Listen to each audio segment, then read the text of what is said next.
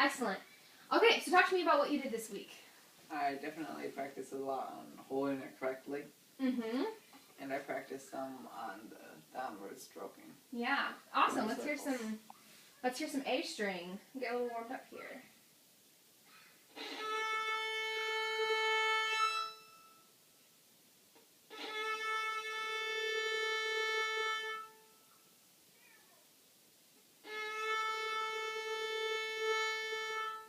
Nice. Let's hit your E string.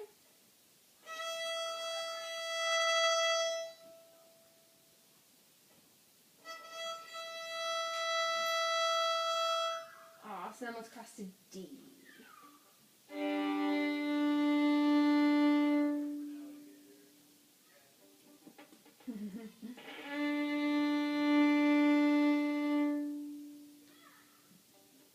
Keep on flipping there. That's all right. Great. Okay. Awesome. And you have, even from 1 week, you already have so much more control, and that will happen. And it's interesting, especially when little kids start and then they grow and their bodies change, then all of a sudden everything kind of gets kind of start over in a lot of ways, and that'll happen a lot, like the slipping thing. Yeah. And so it'll all persevere. It will it will get easier. It will get stronger. So great. Okay. Awesome work. Let's start adding rhythms. All right. So let's start on the A string. And I was close. I play, you play. So I'll go first.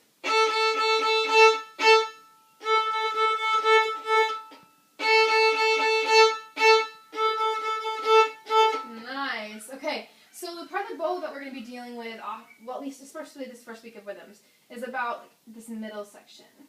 Yeah. So about from here to here, and it's kind of where you get naturally the most sound. The frog, this is a really weird place to bounce. This is a really weird place to bounce, and we'll learn about using those parts of your bow. But the easiest place to make sound is this middle section. Part of it's because that's where the wood is flexible, so your weight goes into it more easily. So let's start about, quarter of the way up. Yeah, same thing.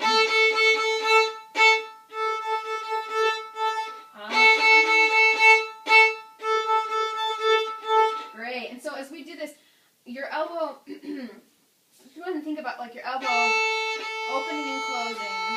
Let's do those long bows again. Yeah, don't worry about it slipping and sliding around.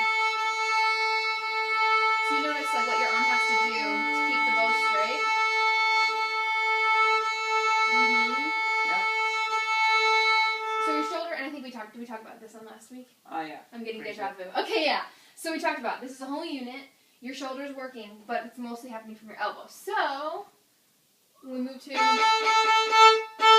we're applying that same idea, especially on the eighth notes as you open, close. So go ahead, and if you're both slip and slides, that's all right. Right now we're just working on kind of freeing all this up. So nice. Your bow hold looks great, by the way. Okay, E string.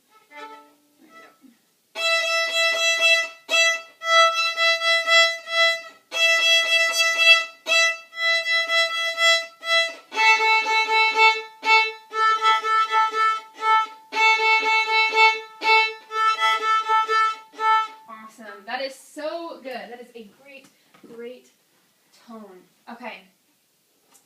I'm going to give, I don't even know if I need to give you reference tapes. Never mind. We'll see how this goes, and then I might mark your violin and I might not, because you know enough about music and you have a good ear. So let's see how we do. Okay. So obviously you have your open strings. Yep. And then we're adding fingers to make pitches, just like guitar. So your space for your first finger, which you played piano, didn't you? Yep. Okay, so this is going to mess you up because you learned that your thumb was 1, and it's not. Okay. So it's basically, your numbering is like counting. So pointer is your first finger. 1, 2, 3, 4. I think that's the easiest way to remember. So if I say first finger, or if I say... First finger. Yeah. I think the most confusing is 3, because you're like, 3, yeah. Yeah. So, first finger, oh, let me just find it. Let's play a rhythm on A. Go ahead and play. Okay. And we're going to add our first finger. Yeah, it's okay that we didn't quite find the right spot. Go ahead and play that note again. Maybe that's just a little bit too high. Yep. Good. And then our second finger.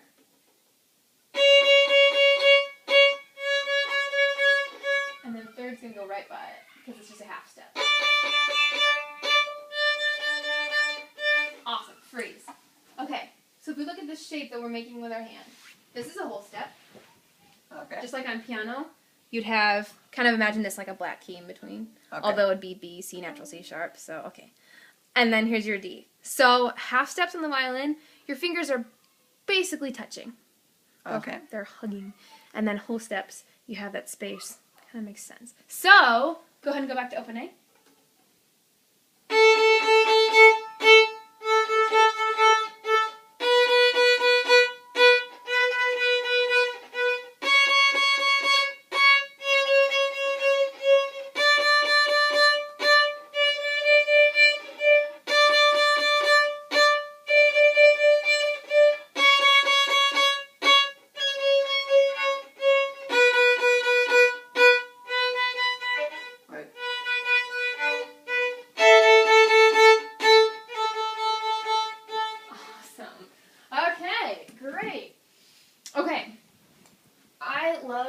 Even though I'm going to put tapes on your instrument, we're probably not going to keep them on for very long. Okay. But I'm not worried about, with younger kids, they turn off their ears as soon as they have something visual. So it becomes a visual thing instead of an aural thing. Okay. Which is okay for a time when you're 5 years old. But, which eventually I want them to not do. Hold up that. Let me get a pair of scissors. Sorry, one second. I left my teaching